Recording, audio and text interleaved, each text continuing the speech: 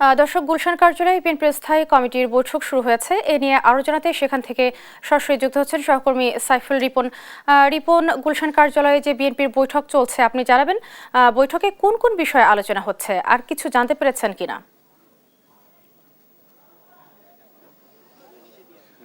স্থায়ী কমিটির বৈঠক ইতিমধ্যেই শেষ হয়েছে এবং গুলশানে দীর্ঘ সময় দলের স্থায়ী কমিটির সদস্যদের বৈঠক শেষে ব্রিফ করেছেন বিএনপি মহাসচিব মির্জা ফখরুল ইসলাম আলমগীর এবং তিনি যেটি জানিয়েছেন যে গণতন্ত্রের জন্য দীর্ঘ সংগ্রাম এবং আন্দোলনের মধ্য দিয়ে যেই নেত্রী তার জীবন উৎসর্গ করেছেন, তার শোককে ধারণ করার ক্ষমতা কিন্তু নেই, কিন্তু তারপরেও তাকে হারানোর যে শোক, তাকে শক্তিতে রূপান্তরিত করে একটি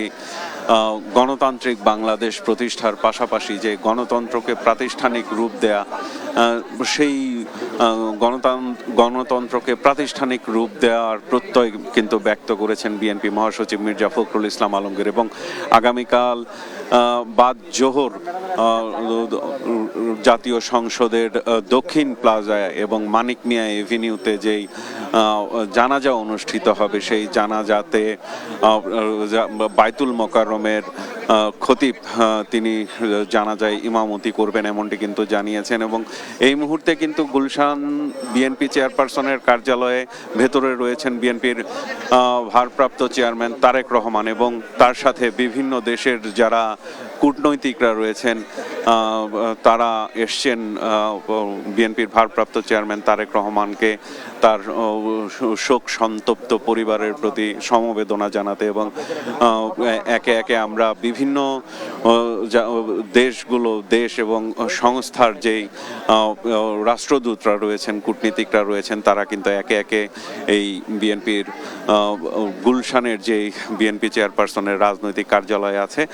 সেই কার্যালয়ে তারা প্রবেশ করছেন এবং ভেতরে অবস্থান করছেন বিএনপির ভারপ্রাপ্ত চেয়ারম্যান তারেক রহমান এবং তারা তার প্রতি শোক এবং সমবেদনা প্রকাশ করতে এসেছেন। ইতিমধ্যেই আমরা দেখেছি পাকিস্তান এবং চীনের রাষ্ট্রদূত তারা কিন্তু ইতিমধ্যেই ভেতরে প্রবেশ করেছেন এবং এই রাষ্ট্রদূত এবং হাই কমিশনারদের যেই আগমন, সেই উপলক্ষে কিন্তু তাকে কেন্দ্র করে কিন্তু এই গুলশানের যেই বিএনপি চেয়ারপারসনের রাজনৈতিক কার্যালয়, সেই কার্যালয়ের সামনে বিপুল সংখ্যক আইন শৃঙ্খলা বাহিনী এবং চেয়ারপারসনের যে স্পেশাল সিকিউরিটি ফোর্স সিএসএফ,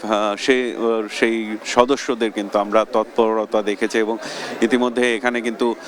বিজেপির যারা সদস্যরা রয়েছেন তাদেরও মোতায়েন করা হয়েছে এখানকার আইন শৃঙ্খলা পরিস্থিতি নিয়ন্ত্রণ করার জন্য। এবং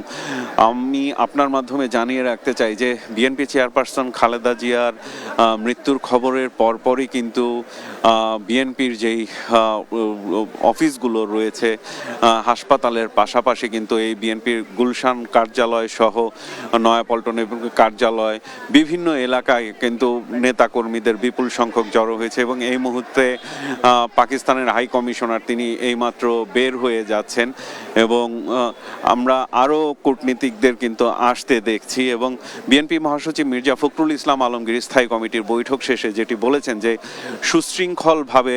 যাতে আগামীকালকের জানাজাটি অনুষ্ঠিত হতে পারে, সেজন্য কিন্তু বিএনপি মহাসচিব মির্জা ফখরুল ইসলাম আলমগীর দলের নেতা কর্মীদের প্রতি আহ্বান জানিয়েছেন যে বিএনপি চেয়ারপারসন খালেদা জিয়াকে শেষ বিদায়টি যেন শৃঙ্খলার সাথে দিতে পারে, সেই বিষয়টি যেন কঠোরভাবে সেই শৃঙ্খলা বজায় থাকে, সেই আহ্বান কিন্তু তিনি জানিয়েছেন। তো এই ছিল আমার কাছে এখানকার সর্বশেষ পরিস্থিতি।